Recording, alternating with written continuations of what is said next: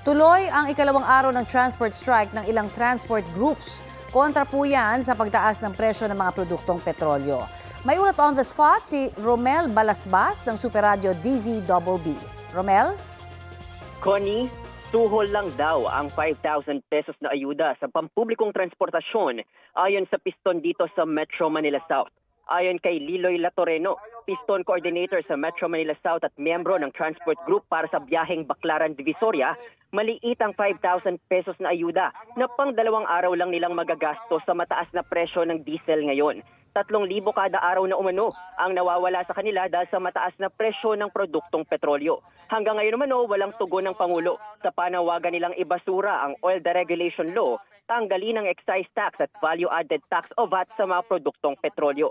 Alas 7:30 ng umaga nang magsimula ang kanilang programa at balak nilang magmarcha patungong Menjola. Kahapon, 86 na miyembro nila ang lumahok sa Tigil Pasada at inaasahang ganitong bilang muli ang lalahok ngayong araw. Samantala, nagpapatuloy ang pagbibigay ng 5,000 pisong ayuda ng DSWD sa mga tricycle drivers sa Palaniag Gym, Barangay San Dionisio sa Parañaque. Ayon sa City Social Welfare and Development Office, umabot sa mahigit 2,000 tricycle driver ang nabigyan ng ayuda nitong Martes at Miyerkules, hindi pa kasama ang datos kahapon. Ngayong araw, mahigit 400 naman ang target mabigyan ng ayuda. Ayon kay Arthur Glenn Pacanio, Supervising Administrative Officer ng CSWD Parañaque, walang problema sa pamahagi ng ayuda ngayon.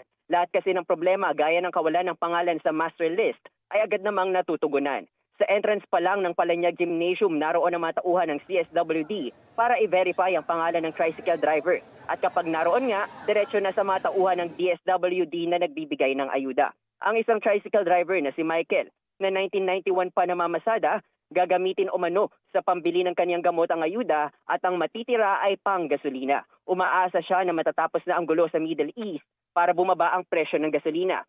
500 pesos na umano ang nawala sa kanyang kita. Connie. Maraming salamat, Romel Balasbas ng Super Radio DZBB.